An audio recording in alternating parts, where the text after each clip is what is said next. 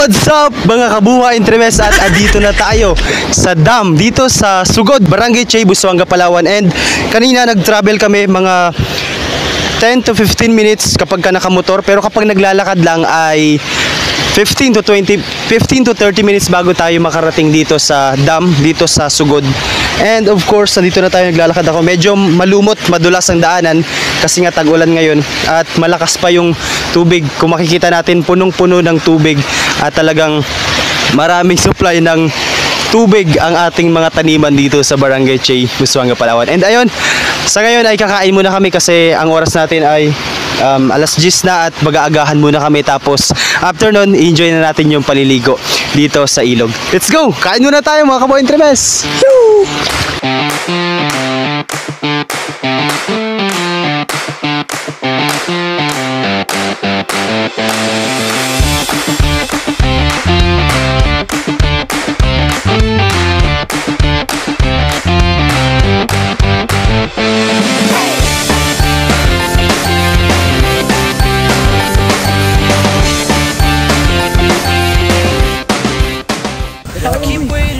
We have foods. Then, We have rice. We have adobo. adobo. Adobo. Sino nagluto? Si Ramil Castil. Ano na? We jump. Ano? We don't die. Ano yung mga kutsara? Dito ko yung. Hey! Wasak-wasakin mo na kutsara. Pancake. Sarap. Kalat niyo boy. Isang line na. Yay! Isang line lang dito lang sa gitna. Sa gitna lang boy no? Okay na yan. Sus lang eh. May Sus lang. Sus Sos lang muna. Ay, sus lang yan. Ano mo? Mga mamurap.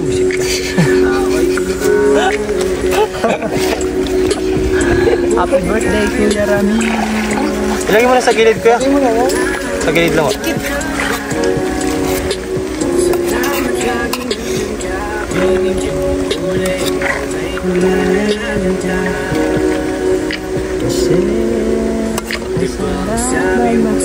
Pag walang kahati.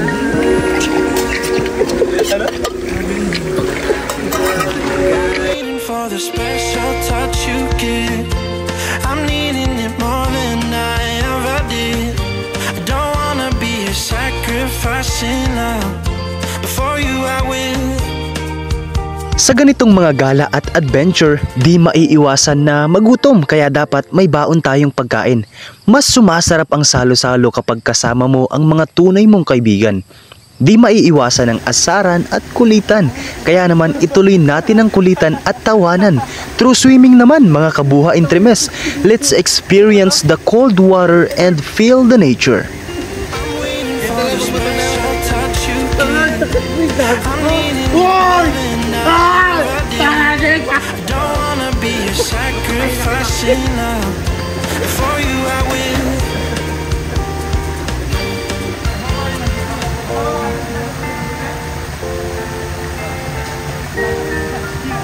No kayo? Sa taas?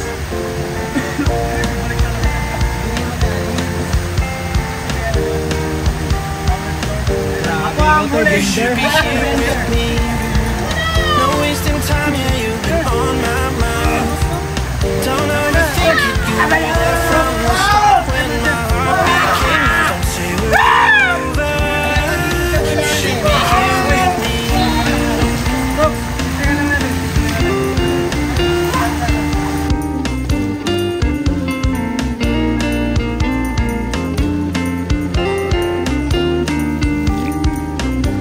I'm waiting for the special touch you give.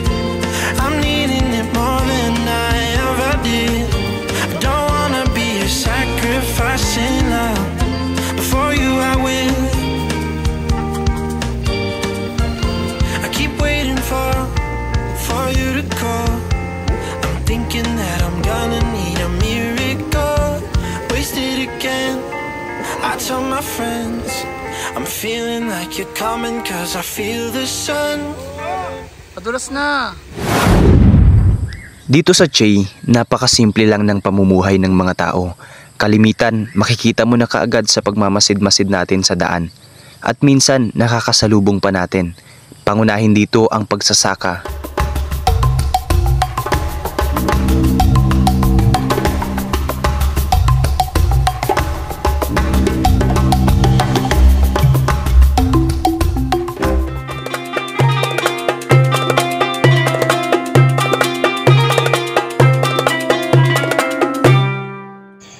Payakman at malayo sa kabiasnan, simple man ang pamumuhay, hindi naman pinagkaitan ng lugar na ito ng yaman mula sa kalikasan.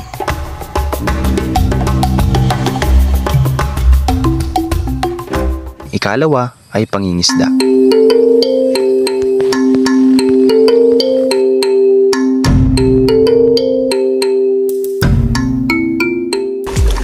So ayun mga kabuhay intermes, at pauwi na kami. Tapos lang namin maligo dito sa dam. At kung makikita niyo sa ating likuran, yan yung dam, which is yan yung nagsusupply ng tubig dito sa mga, or nagsisilbing irrigation ng mga palayan or ng mga taniman dito sa Barangay Che, Busuanga, Palawan. And of course, kapag minsan barado, wait lang, maputik bumabaon yung pako. Kapag minsan pagbarado yung dam, yung mga mismong magsasaka yung nagtutulong-tulong para linisin, kasi minsan sobrang lakas ng agos, sobrang lakas ng ilog, nababarahan siya ng mga kawayan, ng mga kahoy or ng putik, kaya nililinis nila. Kumbaga sila na mismo nagtutulong-tulong para malinisan at magkaroon ng supply ng tubig yung mga taniman dito. Ayan, so dito tayo sa sugod. Maputik yung daanan. So yan yung daanan dito.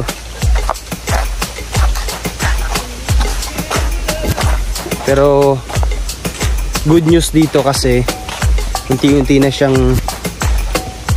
inaayos yung daan dito, kaya makakapasok na yung mga 4 wheels papunta doon sa sugod. Kaya makikita ninyo, nakamotor kami dito. At ito yung mga kasama ko. Ito mga kabuhay intermes, mga kasama ko si Ramil. Ito, siya yung mataba namin kasama. Buhe! Ito naman si Ulysses, si Kuya Boons, si Warren at si James. And yun, pauwi na kami. Hindi Hindi pa pala. Pupunta pa pala kami ng dagat. Let's go! Let's go! Woo! Yo, what's up mga kabuhay intermes? Dito tayo ngayon sa Sitio Minette at dito tayo ngayon sa Aplaya. Tapos papakita ko lang sa inyo itong bagong floating bridge ba ang tawag dito kung hindi ako nagkakamali. Tapos ang laking tulong niya dito kasi nagsilbing pasyalan din ng mga dito. Pwede rin open din naman siya sa public kasi according sa mga native people sa mga Tagbanwa, doon sa pinagkasunduan nila sa nagmamayari ng hotel na to and doon sa mga Tagbanwa is open naman siya sa public, so pwede siyang puntahan ng mga tao. Basta iwasan lang na magkalat or mag-iwan ng mga basura dito sa lugar. And of course, kung makikita natin, meron ditong isang bangka or mga dayo mula pa sa ibang barangay gaya ng Panlaitan. Kasi pumupunta sila dito usually kapag mga ganitong buwan. Kasi pag mga ganitong buwan ng August, talagang malakas na doon sa kanila. Kaya pumupunta sila dito sa lugar namin para po dito na sila lumaot kasi dito kalma at the same time makapangisda sila ng maayos. Tapos kapag dumadayo sila, linggo or buwan bago sila bumalik sa kanilang lugar. Kaya ganun, tinitiis nila yung lungkot, yung pagod tsaka yung puyat bago sila umuwi sa lugar nila para meron panustos sa kanilang lugar. Kaya kung makikita natin, talagang nandoon na sa bangka nila, makikita mo yung mga nakasampay na yung mga damit. Tapos meron, doon na sila nagpapatoy ng damit nila. Tapos may malalaki silang box, may mga karga silang yelo para in case na marami silang huli, doon na lang nila ini-stack yung isda. Tapos kapag yung ano naman, meron din sila mga storage doon, which is meron sila mga grocery, nagdadala sila ng mga kape, bigas at iba pa para yun nga weeks or months bago sila umuwi sa kanilang barangay. So ayun lang muna at maligo muna tayo sa dagat mga kabuhay. Let's go! 1, 2, 1, 2, 3, 4.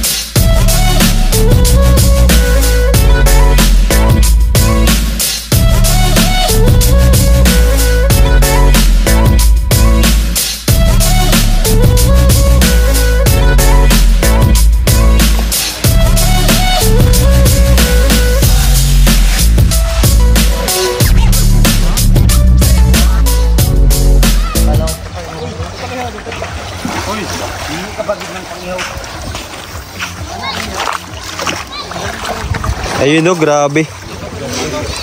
Naabutan namin dito mga kabuhay tremes. May ano, bagong dating. Sariwa yung mga isda. Eh. Boy! Ibaba lang ang mangga. Sama niya, kinitangan niya. Kinitangan. Kitang. Kitang. Kawil. Oo, yung maraming kawil ko. Limbadi. Tara, boy! Skinny. Boy! Subukan mo relax niyo, boy. Daming isda. Saan? Tapos na kayo maligo? Magdadalang sinelas? Grabe sariwa. Maya-maya. Ito maya-maya mga kabuhay tremes. Tapos ito mamsa.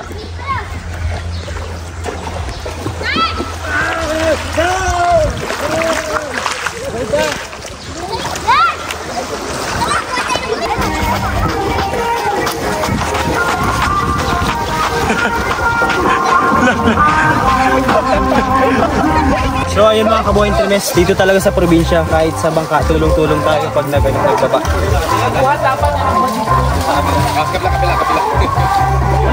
Okay, ready? 1, 2, 3, go!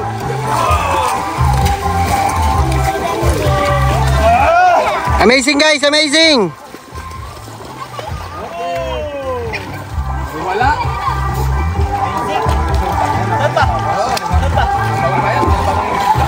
Saan masasabi mo ay? Saan masasabi ba? Ha?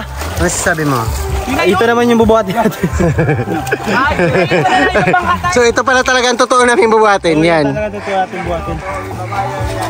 Yan talaga dito sa probinsya. So, hindi siya traditional kundi nakagawian. Parehas lang yun, di ba? Yun talaga dito sa probinsya, tulong-tulong pa nagbaba ng bangka.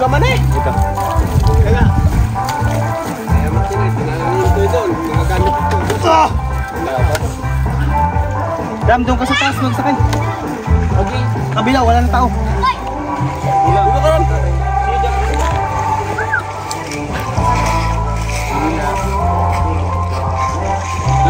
Punta natin. Sa, dito.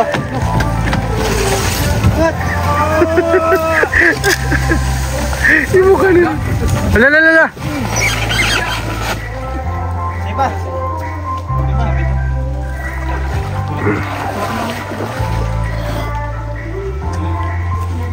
Eh, hi ka, hi sa vlog, hi. Hi ka. Ay. Hi kayo, hi.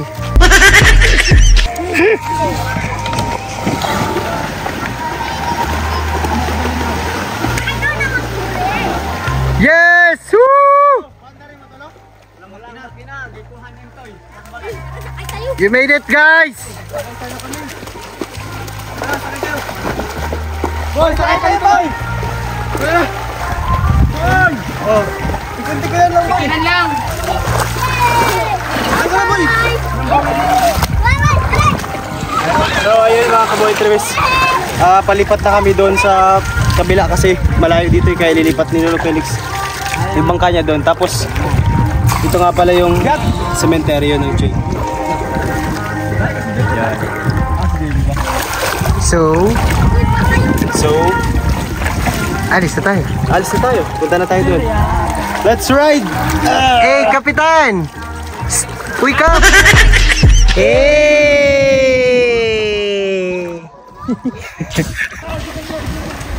Mga kabuha Intremes, thank you so much sa pagsama sa ating adventure ngayong araw. But don't forget to like, follow, subscribe, and pakishare na rin. I really appreciate you, mga kabuha Intremes.